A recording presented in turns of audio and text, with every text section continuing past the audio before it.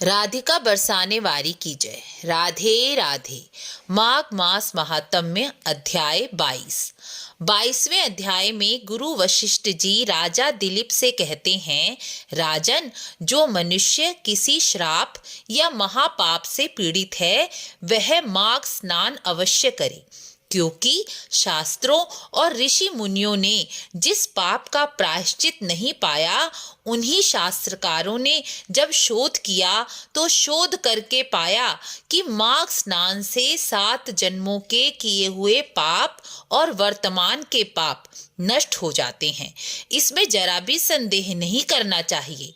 अब मैं तुम्हें किस तीर्थ में माघ स्नान करने से किस पुण्य फल की प्राप्ति होती है यह बताता हूँ।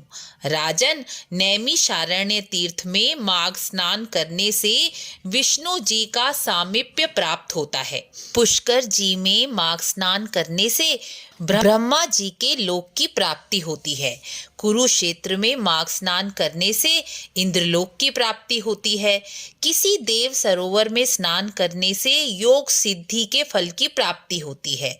प्रयागराज, गंगा, यमुना, देव नदी में स्नान करने का फल तो अगणित ही माना गया है। इसके फल की गिनती तो ब्रह्मा जी भी नहीं कर सकते। तीर्थ में माघ स्नान के संबंध में मैं तुम्हें एक छोटा सा दृष्टांत सुनाता हूँ, जिसे मैंने स्वयं देखा है। अवंती नाम की नगरी में वीरसेन नाम का एक राजा रहता था। वह बड़ा ही धर्मात्मा राजा था। उसने नर्मदा तट पर 16 अश्वमेध यज्ञ किए और ब्राह्मणों, अतिथियों और गरीबों को बहुत सा स्वर्ण और अन्न का दान किया। राजा वीरसेन नित्य अनुष्ठान और दान में लगा रहता था। उसी नगरी में एक भद्रक नाम का ब्राह्मण भी रहा करता था। वह मूर्ख ब्राह्मण अपना जीवन चलाने के लिए खेती करता था, लेकिन खेती में अधिक मेहनत होने के कारण वह खेती भी भली प्रकार से नहीं कर सका। इस कारण घर वालों ने उसे निकाल दिया और वह भूखा प्यासा पीड़ित होकर इधर उधर घूमने लगा।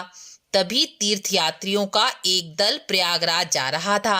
वह ब्राह्मण उनके साथ ही चल दिया और मार्ग में हरि कथा सुनते सुनते प्रयागराज पहुंच गया।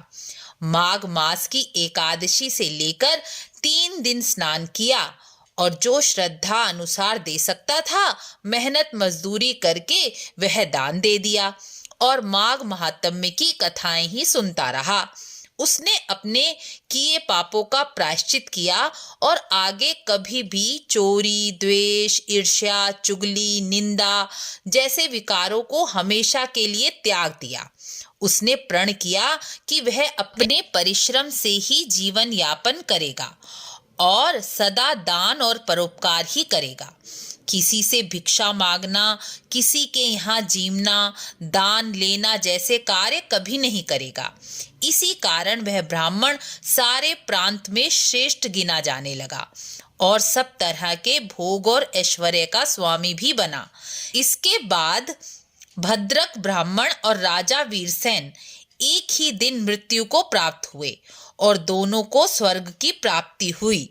इंद्रलोक जाकर मैंने स्वयं दोनों की समान गति देखी थी। वह वहां अनेक प्रकार के दिव्य भोगों का भोग कर रहे थे। प्रयागराज में माघ स्नान का यह फल मैंने स्वयं देखा है। इसलिए जब भी संभव हो, चाहे मनुष्य जीवन में एक बार ही सही, माघ स्नान किसी तीर्थ में तो अवश्य ही करना चाहिए। इस प्रकार 22वां अध्याय पूर्ण हुआ। मिलते हैं अगली वीडियो में। राधे राधे।